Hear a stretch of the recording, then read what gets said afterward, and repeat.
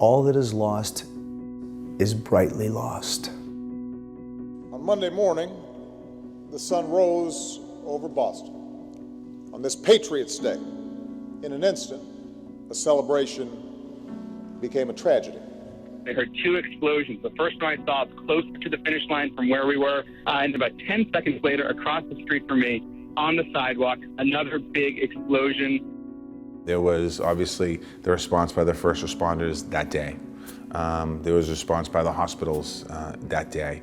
There was a response by the spectators that day, and a lot of love and care, caring for the folks that lost their lives, caring for the folks that lost a part of themselves that day, and caring for each other as Bostonians. And it really, in a strange way, united the city. We're remembering that in one of the best days of the year, something really bad happened. And we're marking what took place and whose lives were lost.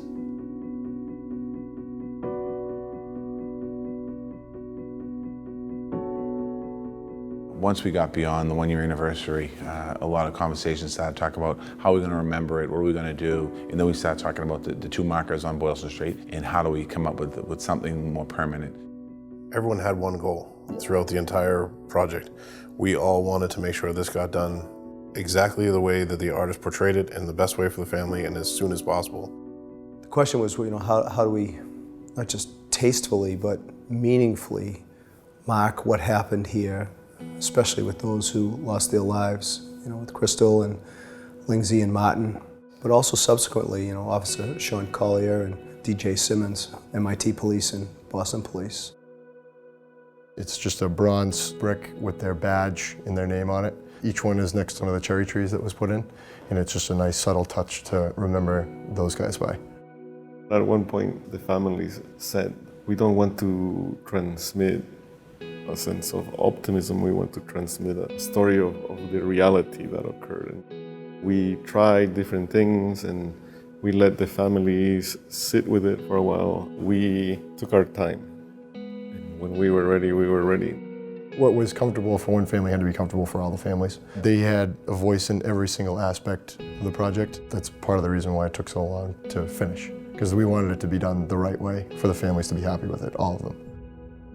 So Pablo came to me with a vision. As a team, we decided that we really wanted to have texture on the inside of the glass, and he went back and forth with the families as well, and they decided they liked that it would have more character.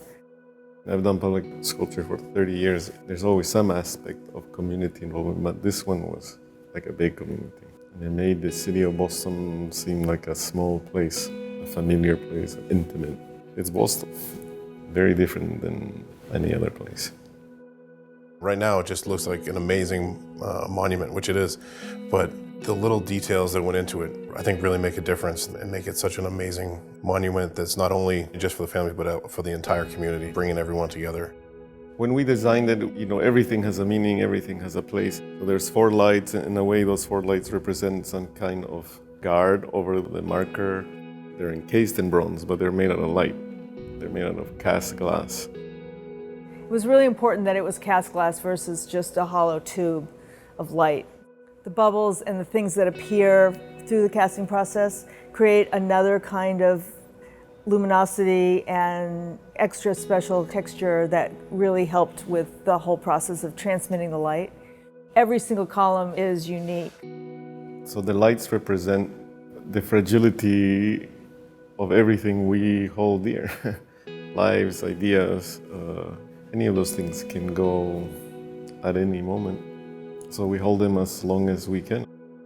All the granite was sourced from different places in New England. So as much as it was, the monument is for the families, it's to remember what happened and then how also it brought all of the community together, New England together. We took up a stone from Franklin Park for Martin. BU donated a stone that was taken out of the bridge that they were redoing for Lindsay Lou.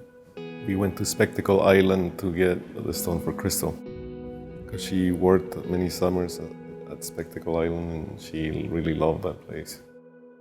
When the stones came on the bed of a truck, escorted by police motorcycles, that made me cry. I didn't expect that. I think everybody realized at that moment how big this project was. There are three pieces. Two are kind of together on one site and one on the other, you know, Crystal, Lindsay, and Martin. But if those two markers were to come together, it would form that one. And the idea of the three stones being locked in place like a puzzle was that the event, it put these three figures together forever in our minds. Pablo mentioned that bronze strip that kind of binds everybody together. And, you know, again, I was reflecting, what is it to be bound together in sadness and in tragedy? I mean, those are the things we want to forget. But again, it's the stuff of life, these things that happen that bring us together unexpectedly. It's just a reminder that so much good can come out of so much bad. Never heals the wound totally, ever. The hole never gets filled on the heart level, but it's an attempt to put something in that place and just go forward together. This was the biggest honor I've had. As an immigrant to the city, as a sculptor, Boston has become my home, and I'm very thankful that I can give something back to it. You know, in our country today, everything is so divided, and I witnessed through this process people coming together from various organizations, whether it's the city, the creative sector, and these families in a real coming together out of great pain, stuff that we want to almost not go back to and remember. A lot of people remember exactly what happened that day. That race, it means more to Boston today, because I think we found an identity that day of who we are as a people. You've shown us, Boston, that in the face of evil, Americans will lift up what's good, to push on, to persevere.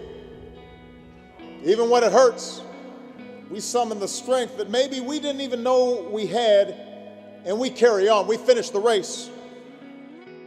My hope is that when people walk by and see the markers and they remember where they were, what happened to them on any level, what I'm carrying 6 years later, it might be a catalyst for saying, I need to find somebody with whom I can talk about my feelings, talk about my experience, and no, that's not a weakness, that's a real strength, and that helps us to heal.